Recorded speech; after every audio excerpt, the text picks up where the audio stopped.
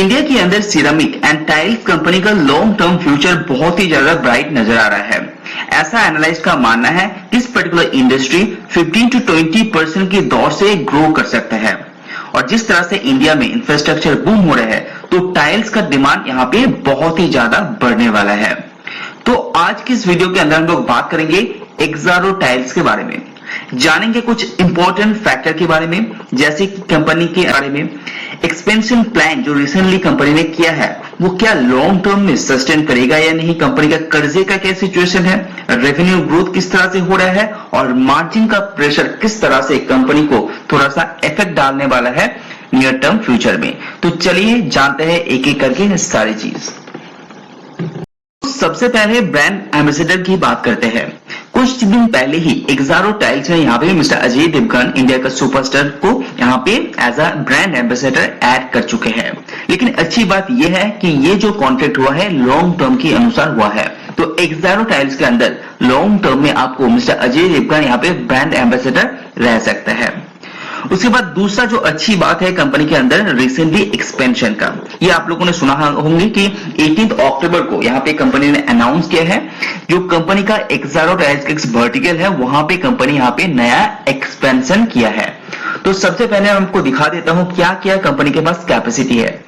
तो ceramic tiles की बात करें, उस पर्टिकुलर फील्ड में कंपनी का जो एनुअल जो कैपेसिटी है वो है 3.60 million square metre per year.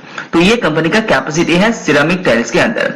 उसमें से 85% कंपनी यूटिलाइज करते हैं, हमेशा कभी भी 100% यूटिलाइज नहीं होता है। उसके बाद टाइल्स की बात करें तो टाइल्स के अंदर 13.20 मिलियन स्क्वायर मीटर का यहाँ पे कंपनी के पास कैपेसिटी मौजूद है, जो Q1 2023 में कंपनी यहाँ पे डिस्क्लोज किया था। उसके बाद जो तीसरा सेगमेंट कंपनी के पास है वो है वर्टिफाइड टाइल्स। तो इस पर्टिकुलर फील्ड के अंदर कंपनी के पास 9.60 मिलियन स्क्वायर मीटर का एनुअली कंपनी के पास कैपेसिटी था। तो इस जो पर्टिकुलर वर्टिकल आपको दिखाई दे रहा है यहाँ पे कंपनी अपना जो प्लांट है उसको थोड़ा सा एक्सपेंशन कर रहा है। तो 9.60 से कंपनी क्या कर रहा है, इसको 11 million square metre per year annum के हिसाब से यहाँ पे कंपनी अपना एक्सपेंशन यहाँ पे किया है। तो इससे फायदा क्या होगा, इससे फायदा ये होगा कि कंपनी का जो एक्स्ट्रा 250 करोड़ का रेवेन्यू जनरेट कर सकता है ये एक्सपेंशन, ऐसा कंपनी का मानना है। तो ये जो एक्सपेंशन किया गया है उसके कारण कंपनी को 30 करोड़ के आसपास कंपनी को खर्चा करना पड़ा है। और इससे बेनिफिट कितना होगा, 250 करोड़ एनुअल कंपनी को इनकम हो सकता है अगर 100% कैपेसिटी यूटिलाइजेशन होता है। तो करीब 85% भी होता है तो करीब 220 करोड़ के आसपास कंपनी का रेवेन्यू एक्स्ट्रा जनरेट होते हुए दिखाई देगा। और ये जो एक्सपेंशन किया गया है ये ऑलरेडी प्रोडक्शन स्टार्ट कर दिया है 18 अक्टूबर को। तो इसका जो सेल होगा तो आपको दिसंबर क्वार्टर के अंदर देखने को मिलेगा। तो अच्छी बात यह है कि रेवेन्यू के अंदर थोड़ा सा बढ़ोतरी आपको देखने को मिलेगा। ओके, उसके बाद हम लोग बात करते हैं कंपनी का रेवेन्यू के बारे में।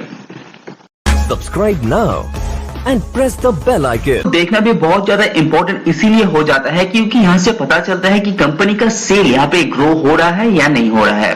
तो सबसे पहले रेवेन्यू की बात करते हैं तो यहाँ पे सितंबर के अंदर कंपनी ने 73 करोड़ के आसपास अपना रेवेन्यू जनरेट किया है। तो जो लेटेस्ट क्वार्टर है यानी कि जो लास्ट क्वार्टर है वहां से कंपनी ने यहाँ पे ग्रो किया है। लेकिन लास्ट ईयर इसी क्वार्टर में कंपेयर करते हैं तो यहाँ पे कंपनी का रेवेन्यू के अंदर गिरावट आपको देखने को मिलेगा। तो थोड़ा सा ये अप एंड डाउन सिचुएशन दिखाई दे रहा है। उसके बाद कंपनी का नेट प्रॉफिट देखिए तो वहां पे बुरी तरीके से पीट गया है। हालांकि क्वार्टर टू क्वार्टर थोड़ा सा ग्रो है लेकिन ईयर ऑन ईयर बेसिस आप कंपेयर करते हैं तो अच्छा खासा कंपनी का नेट प्रॉफिट यहाँ पे डाउन हुआ है। उसके बाद यहाँ पे मार्जिन की बात करते हैं जो सबसे ज्यादा इंपॉर्टेंट फैक्टर माना जा रहा है, क्योंकि पहले जहां पे ऑपरेटिंग प्रॉफिट मार्जिन 12 से लेकर 16 तक हुआ करता था यानी कि 19 भी कभी कभी देखने को मिलेगा, वो यहाँ पे गिर के 9.65% में आ गया है जो लास्ट क्वार्टर से भी यहाँ पे डाउन है। तो मार्जिन यहाँ पे इफेक्ट होगा तो कंपनी का नेट प्रॉफिट में इफेक्ट होगा तो शेयर प्राइस में ऑटोमेटिकली इसमें डाउन टर्म आपको देखने को मिल रहा है। लेकिन अच्छी बात यह है कि नेट प्रॉफिट मार्जिन में थोड़ा सा यहाँ पे बढ़ोतरी है लेकिन लास्ट ईयर से कंपेयर करेंगे वो भी यहाँ पे बहुत ज्यादा प्रेशर है। तो हालांकि कंपनी सेल अच्छा खासा कर रहा है, लॉन्ग टर्म सस्टेनेबिलिटी है वो भी अच्छा दिखाई दे रहा है, लेकिन कंपनी का जो मार्जिन है उसका प्रेशर अभी भी यहाँ पे बरकरार है, उसको आपको भूलना नहीं चाहिए।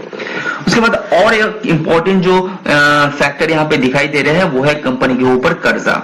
वो बहुत चिंता के विषय है, क्योंकि कंपनी एक वेरी स्मॉल कैप कंपनी है, इसका मार्केट कैप करीब 560 करोड़ के आसपास है। उस हिसाब से देखेंगे तो कंपनी के ऊपर जो कर्जा है वो 90 करोड़ का कर्जा है, जो थोड़ा सा प्रॉब्लम क्रिएट कर सकता है। क्योंकि जो लास्ट मार्च 2022 का रिपोर्ट देखेंगे तो उस टाइम कंपनी के ऊपर 57 करोड़ का कर्जा था, वो बढ़ के कितना हो गया है 90 करोड़। तो इसके ऊपर कंपनी को इंटरेस्ट भी पे करना पड़ता है, जो एनुअली करीब करीब आपका 1 करोड़ का इंटरेस्ट पे करना पड़ता है, तो वो यहाँ पे डिडक्ट होता है। और ये जो 90 करोड़ कर्जा हुआ है वो बेसिकली एक्सपेंशन के कारण हुआ है। तो फ्यूचर में इसका इफेक्ट आपको रेवेन्यू के अंदर देखने को मिलेगा, उसके कोई दोहराई नहीं है, लेकिन 90 करोड़ की कर्जे के कारण कंपनी को यहाँ पे देख पा रहे कंपनी को थोड़ा सा इंटरेस्ट भी पे करना पड़ रहा है। तो पहले ये 1 करोड़ के आसपास था, कर्जा कम कर दिया था, कर्जा बढ़ गया, इंटरेस्ट बढ़ गया, इसीलिए कंपनी का नेट प्रॉफिट में भी यहाँ पे इफेक्ट आ रहा है। अगर कर्जा नहीं होता तो ये जो नेट प्रॉफिट है वो 3 करोड़ के आसपास आपको देखने को मिल सकता था।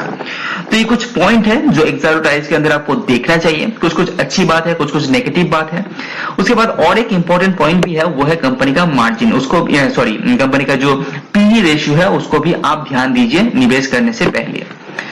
तो हाल ही में कंपनी यहाँ पे लिस्ट हुए वो तो पता होगा, तो उसके बाद प्राइस के ऊपर थोड़ा सा बहुत ही ज्यादा फ्लक्चुएशन आप लोगों ने देखे होंगे, लेकिन अगर आप पीई रेशियो देखेंगे वो नीचे से कितना ज्यादा बढ़ गया है, तो इसको आप ध्यान में रखिए, उससे पता कीजिए, तो उससे पता चलता है कंपनी थोड़ा सा ओवर प्राइस है या थोड़ा सा प्रीमियम में है या थोड़ा सा डाउन टाइम साइड है, तो उसको रिसर्च कीजिए, उसके बाद ही निवेश कीजिए। अगर ये वीडियो पसंद आए तो लाइक जरूर कीजिए। वीडियो में इतना ही, सी यू इन नेक्स्ट वीडियो।